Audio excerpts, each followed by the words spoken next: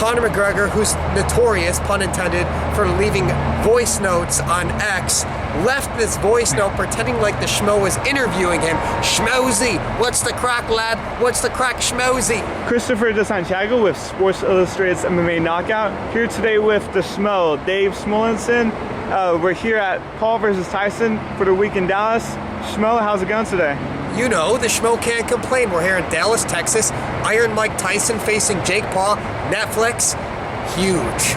Yeah, can you speak to me about the magnitude of this event? I mean, Netflix, Tyson's one of the biggest names. Can you talk to me about the magnitude of this event? We've been chomping at the bit for years. When is Netflix? When is a premier streaming service going to get in the fight game? We're talking 280 plus million households that have subscribed to Netflix.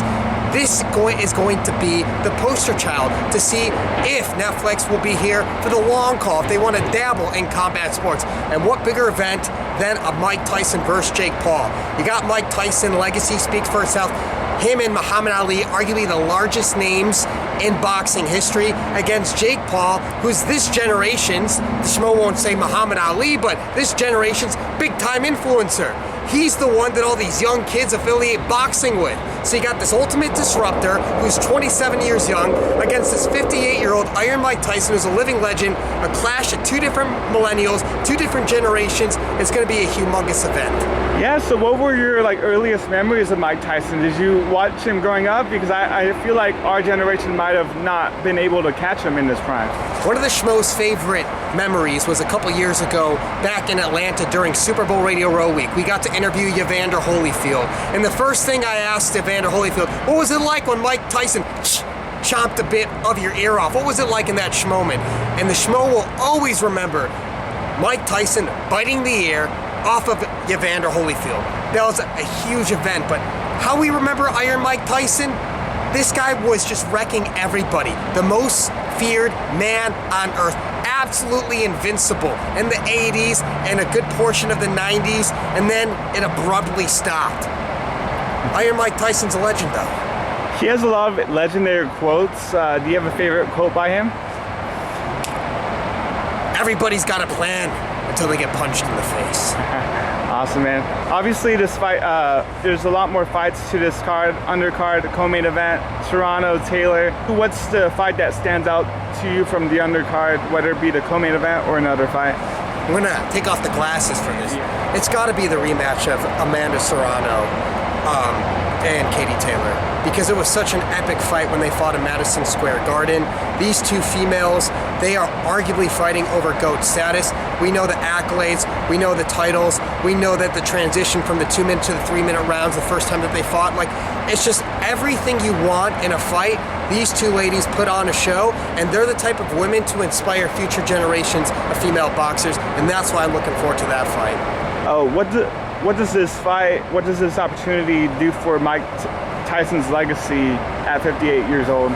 See, I don't think this does anything for Mike Tyson's legacy at 58. He has nothing to prove, and honestly, I just hope it's a 58-year-old man's a 58-year-old man, and I hope we could see some flashes of vintage Mike Tyson.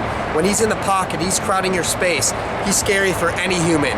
Power's the last thing to go. Maybe that power's still there, but I just hope the movement's there. He could take a punch. He had that health scare with the ulcer a few months ago where they had to postpone the fight. I just hope we get flashes of a vintage Mike Tyson. He can leave it all on the line, but seriously, he doesn't get, in a bad way, hurt from this, just due to age and being 58 years old. I gotta ask you about going to my motherland, the country of Spain. What was that experience like for you and Helen over there? Surreal. So leading up to that, 5-6 days before, it was the first time I ever met and interviewed Conor McGregor, the Schmo that is.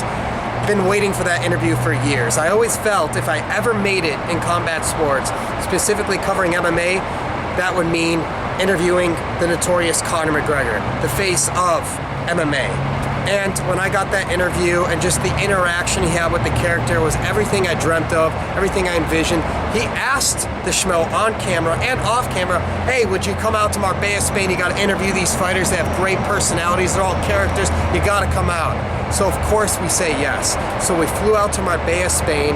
We literally spent more time on the airplanes to and from than actually in Spain, but it was absolutely gorgeous. It was on the port, it was an open arena, bullfighting arena, and then to see two media members as well. Oscar Willis and Ben the Bane Davis compete as well. That was a lot of fun, but Kodak Black, I got to interview him in the dressing room. He signed to Greenback Records, which is McGregor's music label. McGregor's in the music business, but just a great time, and I'm super glad I took those chances. Symbolic of my career, always willing to take a chance to take that next step forward to achieve my goals, and just develop this relationship with Conor McGregor. What's the craic? Where did that come from? So that's hilarious because I feel like I interviewed Michael Chandler a few summers ago when their fight was originally supposed to be on. One of the time before it was postponed, the first or second time, I don't remember exactly, but it was in Boston. It was in an August card. I believe it was the Aljamain Sterling versus Sugar Sean O'Malley bantamweight title fight, pay-per-view in Boston. Michael Chandler was there. He was a guest fighter. I had a steak dinner with him, and then I interviewed him afterwards, just catching up with him. I asked him some funny stuff.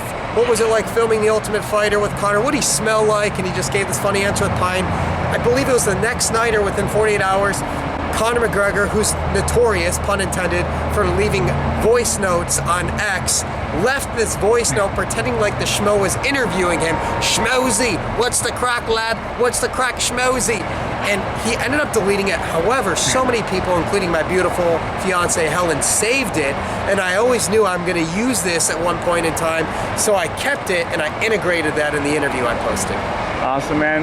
Well, I mean, a lot of big things for you in Dallas with the Conor McGregor interview in Spain. What's on the horizon for the Schmo heading into next year? Well, I love the opportunity of doing live content. A couple weeks ago, the WWE allowed me to interview some of their big superstars like Cody Rhodes, Liv Morgan, Dominic Mysterio. I got involved with NASCAR in Las Vegas. They had some of the WWE superstars in town as well.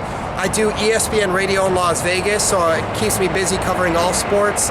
But WrestleMania will be in Las Vegas in April, so I know I'm going to be doing more stuff with the WWE, but I'm looking to get into maybe some different roles, some live broadcasting, some unscripted work.